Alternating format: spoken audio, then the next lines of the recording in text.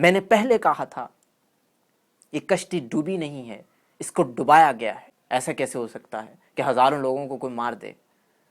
ایسا ہوتا ہے۔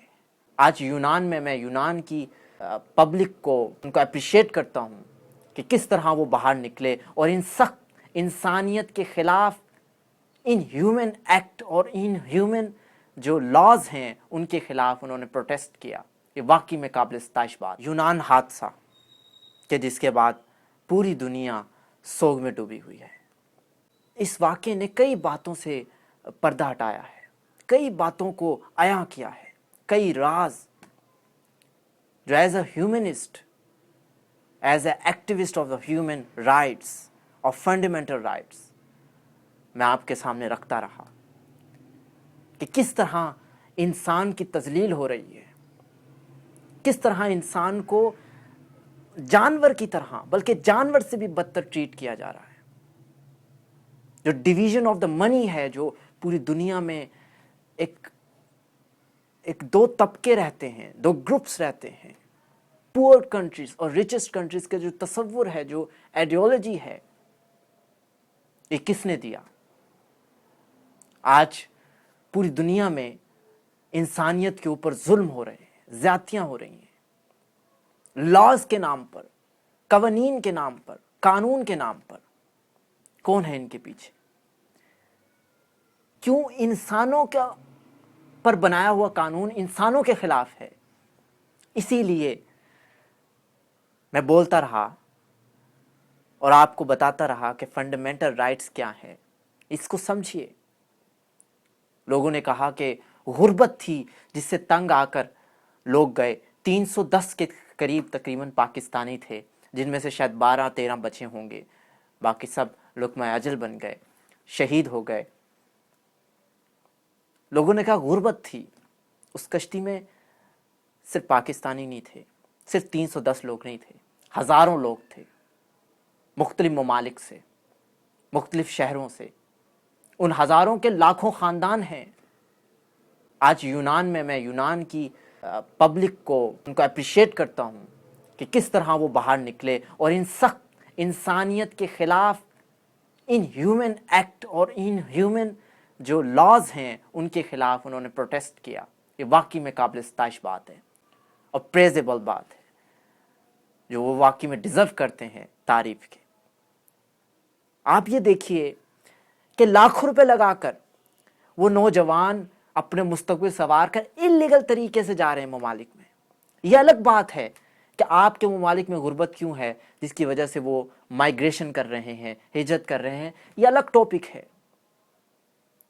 یہ ڈسکس اس کو الگ طریقے سے آپ اپنی گورنمنٹ کے ساتھ اس کو ڈسکس کر سکتے ہیں، لیکن سوال یہ کھڑا ہوتا ہے اگر ایسے حالات ہیں بھی اور آپ کو کہیں مائیگریشن کرنی پڑ رہی ہے ایز اے ہیومن بینگ، کیا یہ تصور ٹھیک ہے؟ میں نے پہلے کہا تھا یہ کشتی ڈوبی نہیں ہے، اس کو ڈبایا گیا ہے۔ کئی لوگوں نے کہا تھا کہ آپ ایویں ہی گپ ہے، ایسا کیسے ہو سکتا ہے کہ ہزاروں لوگوں کو کوئی مار دے؟ ایسا ہوتا ہے۔ اپنے جو ریچسٹ کنٹریز ہیں، جو انسینٹی میں وینٹی میں ڈوبے ہوئے ہیں، مغرور ہیں پوری دنیا میں، اور ایک اپنے اندر تکبر لیے ہوئے ہیں، تیسرے درجے کے لوگ ہیں، تیسرے درجے کے ملک کے لوگوں کو وہ کچھ نہیں سمجھتے، وہ جانور سے بھی بدتر سمجھتے ہیں، اور ان کے لیے وہ قانون بناتے ہیں کہ وہ ہمارے ملک میں نہ آ جائیں، کہیں ہمارے جو سونے کے لقمے ہیں کہیں وہ چاندی میں نہ بدل جائیں۔ پھر وہ سخت قوانین بناتے ہیں، اور وہ کیا کرتے ہیں؟ اسی طرح جب آپ جب ہیومن ٹریفکنگ ہوتی ہے، اسمگلنگ ہوتی ہے، تو وہ ان کو کشتی ڈبا دیتے ہیں، اس طریقے سے کہ آپ پر الزام بھی نہ آئے، یا ان کو مار دیتے ہیں اور کہتے ہیں جی ایجنٹ کی وجہ سے مارے گئے، ایجنٹ نے مروا دیا، یہ ایجنٹ نے کر دیا۔ ایجنٹ کرمنلز ہیں، کلپٹ ہیں، وہ رسپانسبل ہیں۔ ان کلپٹس کو، ان کرمنلز کو پنش کرنا چاہیے، یہ پنشیبلز ہیں، دے آر آل پنشیبلز۔ اور مجھے افسوس ہوا کہ اس واقعے کے بعد چند گھنٹوں میں اور چند دنوں میں इतने आपने एजेंट्स को पकड़ लिया, तो पहले क्यों नहीं पकड़ा इनको? पहले क्यों नहीं ये पकड़े गए? जब इतने इंसानी जानों का नुकसान हो गया और इतने इंसानों को लुक़्मा अजल बन गए और शिकार हो गए इसका, तब आपको याद आया कि क्रिमिनल्स एग्जिस्ट करते हैं। इंतहाई अफसोसनाक बात, इंतहाई अफसोसनाक बात। पाकिस्तान और जितने भी ममालिक के लोग इस दुनिया से रुखसत हुए, अल्लाह ताला उनकी बख्शिश फरमाए। इंतहाई अफसोसनाक बात है।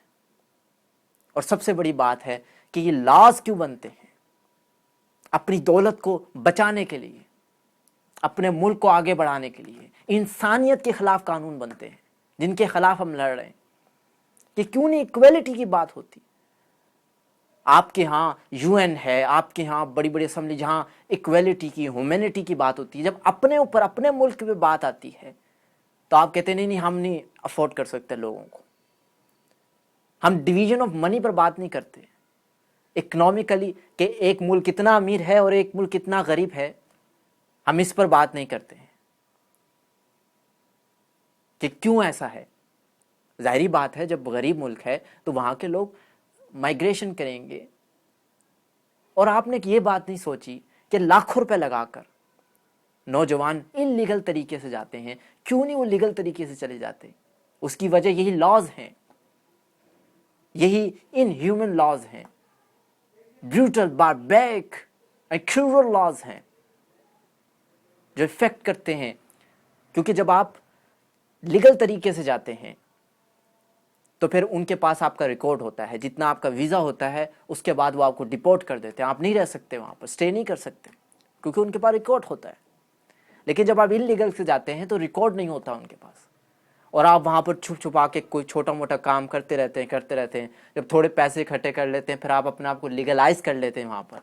किसी से कॉमनली यही होता है, किसी से शादी कर ली तो वो नॉर्मली यही होता है कि वो फिर वो आपको नेशनलिटी मिल जाती है, या फिर वो किसी और कारोबार शुरू कर देते हैं वहाँ छोटा मोटा, और अपने आप को लीगलाइज कर लेते हैं और फिर वहाँ रहना शुरू हो जाते हैं। क्योंकि लीगल तरीके से वो आपको डिपोर्ट कर देंगे, क्योंकि वो उनके यहाँ यही रोना है कि इंसानियत प्रायोरिटी नहीं है हमारी प्रायोरिटी इंसानियत नहीं है, हमारी प्रायोरिटी हमारी मनी है, पैसा है। और फिर वो इंसानियत के खिलाफ कवानीन बनाते हैं।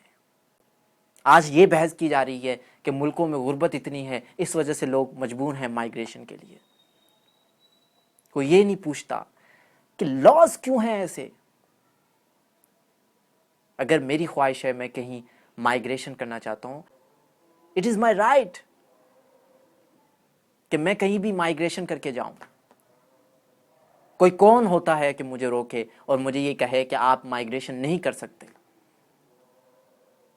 ये तब होता है जब आप ह्यूमैनिटी के अगेंस्ट हो जाते हैं और पैसा, अव्वलियत और शोहरत आपको अजीज होती है। और आप ये देखें, कई दिनों तक वो कश्ती पानी में खड़ी रही, कई दिनों तक वो कश्ती पानी में खड़ी रही।